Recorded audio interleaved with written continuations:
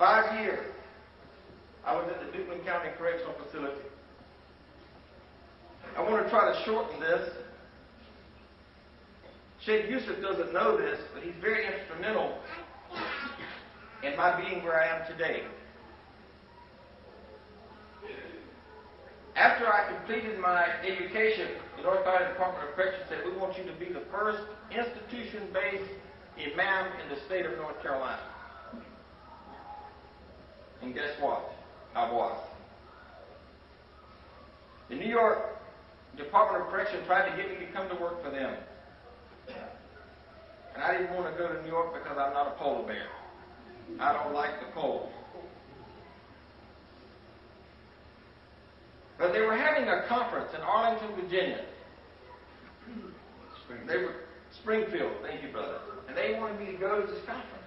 And I said, listen, I've been working for 5 years as an imam for less than $27,000 a year. I got 4 children and a wife. I can't go. Sheikh Yusuf said, brother, if you can get here, I'll find you a place to stay. That was not a first for Sheikh Yusuf. Taking people in is the way he became a Muslim. Sheikh Yusuf was a Christian musician and minister.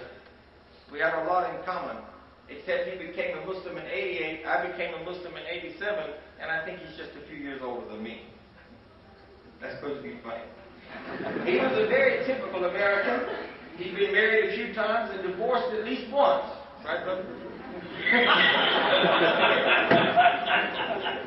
Tell me, go ahead. A man like I, who had been from rags to riches monetarily, we had enjoyed the company of kings and paupers alike. But something was missing in our lives.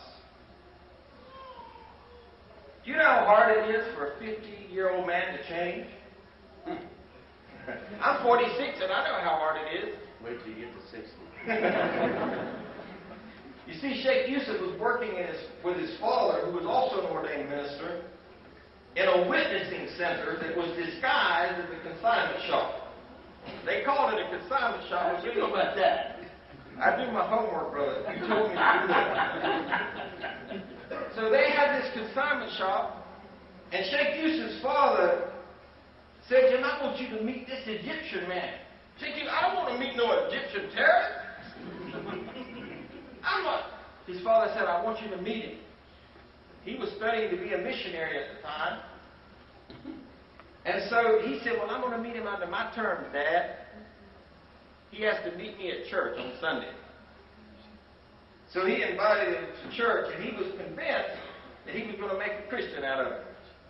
You see, Sheikh Yusuf was a da'i before he became a Muslim. He was trying to get everybody to be a Christian before he ever came into Islam. Not only did he invite the Egyptian Muslim, he invited his Irish priest friend, Pete. Well, that was his name, right, brother? Father Peter. Father Peter. One day, when Sheikh Yusuf asked Muhammad, that was your Egyptian friend, right? What his religion taught about God, they were in the car, and Muhammad recited to him Surah Ikhlas. And Sheikh Yusuf had what we used to call, in the Baptist days, the Holy Ghost goosebumps. That means you feel something, you get goosebumps, you know.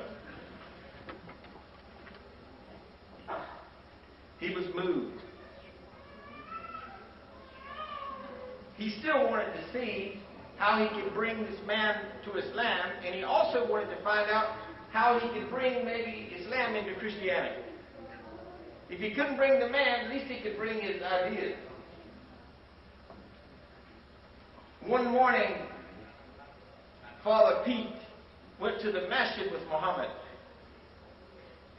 The next day he went to the masjid and he came back and he walked in with a jalabiyah on, saying, Ashhadu an la ilaha illallah wa ashhadu anna Muhammadan Rasulullah. I declare that there is no God but Allah and His messenger is Muhammad. Sheikh Yusuf became angry Because he wanted to embrace Islam first. Here the Catholic priest had embraced Islam. He wanted to be first. He couldn't sleep that night. The next morning, he went out behind the barn. I bet when he grew up, he went behind the barn. It was for something else besides prayer. He didn't hear that. But he went behind the barn, and he got on a piece of plywood, and he put his head on the ground, and he called on Allah. And he went inside the house, and he did his shahada. Now, today, he's all over the country inviting people to Islam. When I went to Springfield, Virginia to visit Sheikh Yusuf, he said to me, brother, the Al-Rahmah Foundation in England is going to give 5 scholarships for imams in the prison system. I said, are you crazy? They're not going to give me a scholarship. I'm a white man. I'm a white man and a Muslim, and they're going to give me it? He said, look, brother, I just want you to apply. I applied and I got the scholarship. There were 3 people out of 60 that qualified for this scholarship. And Allah subhanahu wa ta'ala blessed me to be one of them.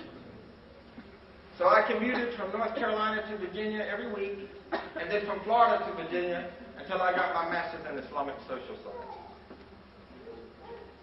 I am now one of 10 imams employed by the United States Department of Justice, Federal Bureau of Prisons, and I do dawah work every time I get an invitation, if I don't already have an invitation. Without further ado,